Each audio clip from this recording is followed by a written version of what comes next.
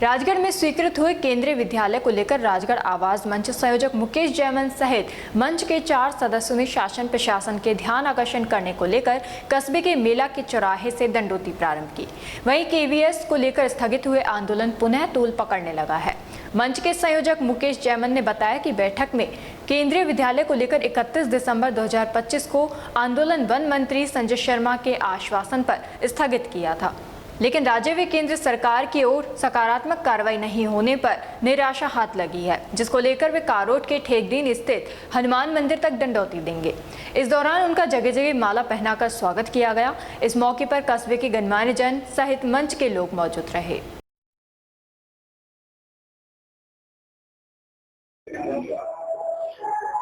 राजगढ़ उपखंड के लिए स्वीकृत केंद्रीय विद्यालय को दूसरे उपखंड में ले जाने के विरोध में संपूर्ण राजगढ़ परिक्षेत्र पिछले 8-10 महीने से आंदोलनरत है। संपूर्ण राजगढ़ कस्बा 8 दिन तक निरंतर बंद रहा। बड़े से व्यापारी से लेकर छोटे से छोटे व्यापारी ने अपने प्रतिष्ठान बंद रखे, आमरण अनशन हुए, धरने प्रदर्शन हुए।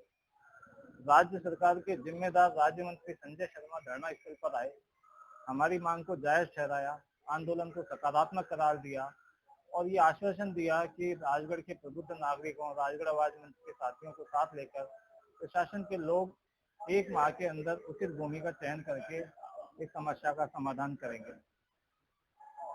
जनवरी से लेकर जुलाई तक पूरे 6 महीने निकल गए, 7 महीने निकल गए। हमने दिल्ली, जयपुर, अलवर के अनेकों चक्कर लगाए, लेकिन कोई सुनवाई नहीं हुई। जो भी जमीनें बताते हैं, यूं समझिए सरकार की तरफ से कोई रुचि नहीं ली गई। जो जमीनें हमारे द्वारा जो मेहनत करके बताई गई, उनमें अनावश्यक कमियां निकाली जा रही है। कुल मिलाकर मंशा नहीं है।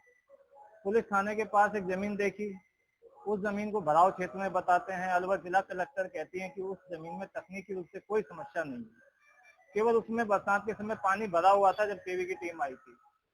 हमने भारत सरकार को, राज्य सरकार को ये तथ्य भी दिए हैं कि केरल के एर्नाकुलम जिले में राजस्व रिकॉर्ड में जो भूमि तालाब में है, उसमें केंद्रीय विद्यालय बना हुआ है। कोलकाता में साल्ट लेक जो दलदली क्षेत्र है, उसमें केंद्रीय विद्यालय बना हुआ है, बल्कि कोलकाता का पूरा एजुकेशन हब उस साल्ट लेक में बना हुआ है। फिर आखिर राजगढ़ की जमीनों में अड़चन क्यों लगाई जा रही है?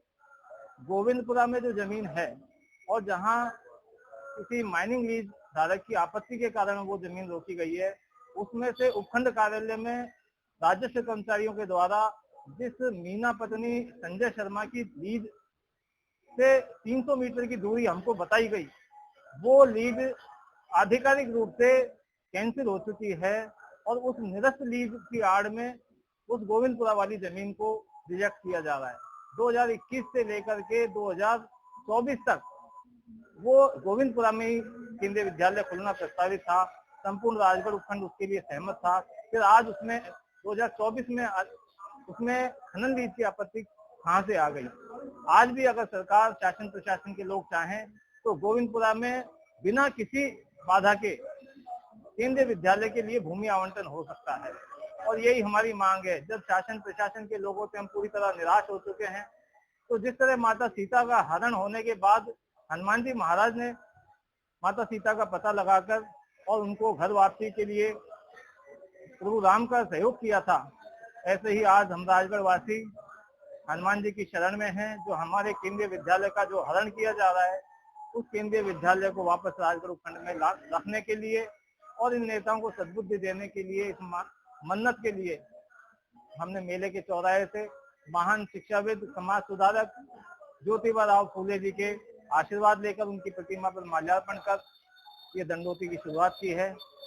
सराय से होते हुए बस स्टैंड पर बाबा साहब भीमराव अंबेडकर जी का आशीर्वाद लेकर और खेकड़ा के हनुमान जी महाराज की हम शरण में जाएंगे और उनसे ये प्रार्थना करेंगे कि राजगढ़ उपखंड का जो केंद्रीय विद्यालय है उसको राजगढ़ में ही रखा जाए और जो भारतीय जनता पार्टी के जो जिम्मेदार जो नेता हैं, चाहे वो जिले स्तर के हों, चाहे राज्य स्तर के हों, चाहे वो केंद्र स्तर के हों, उनको भगवान सद्बुद्धि दे और वो ये हमारी केंद्रीय विद्यालय का हरण ना करे।